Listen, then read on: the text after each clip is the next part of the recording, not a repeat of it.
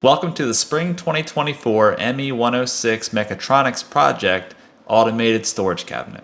My name is Stephen Wise and I'm the team lead, along with Jude, Dang, and Merlin, and we created an automated storage cabinet. So the goal of our project was to build a fully automated personal sized storage cabinet. And the idea is that you wave your hand in front of a sensor and that'll activate a servo motor on the inside that'll turn 90 degrees, which opens the door. A light sensor inside will detect light readings, and if it opens, then the LED light on the inside will activate and turn on.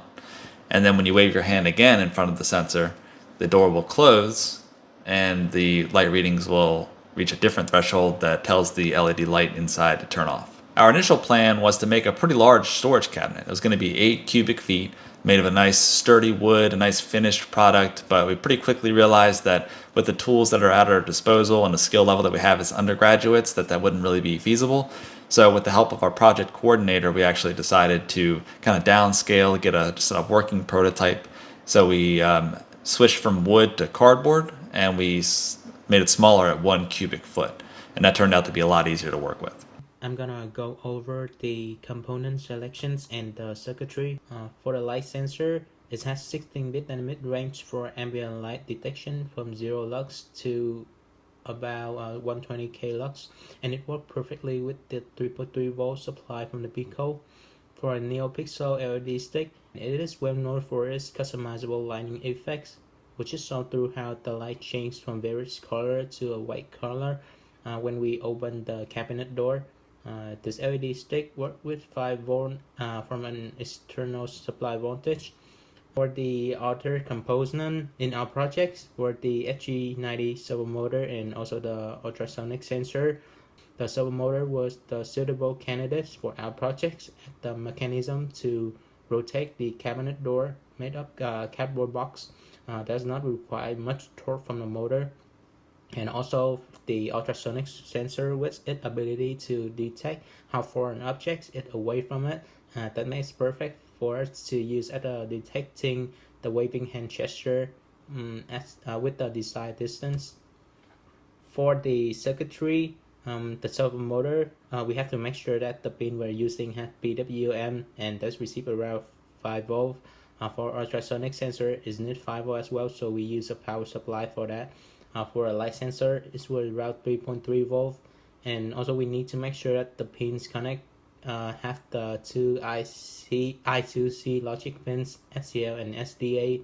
For the LED strip, it was around 5 volt too, so the pin we connect needs to have ADC pin.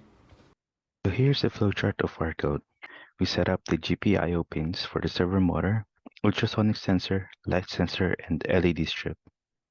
Then we initialize the duty cycle of the servo motor and define the functions to control the other components. We then initialize the door state to be closed. After that, our main loop starts. If the ultrasonic sensor detects anything within the range, then the door will open and the LED will turn on.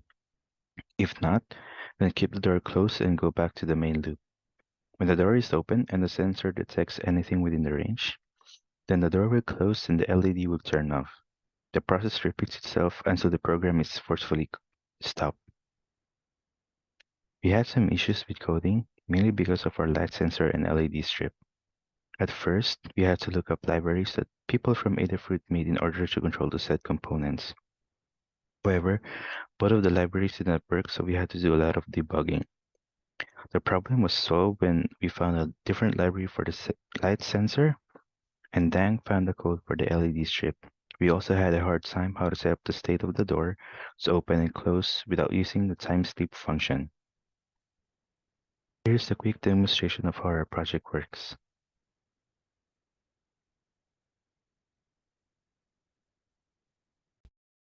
Hello, my name is Marilyn, and I will be covering conclusion and future work.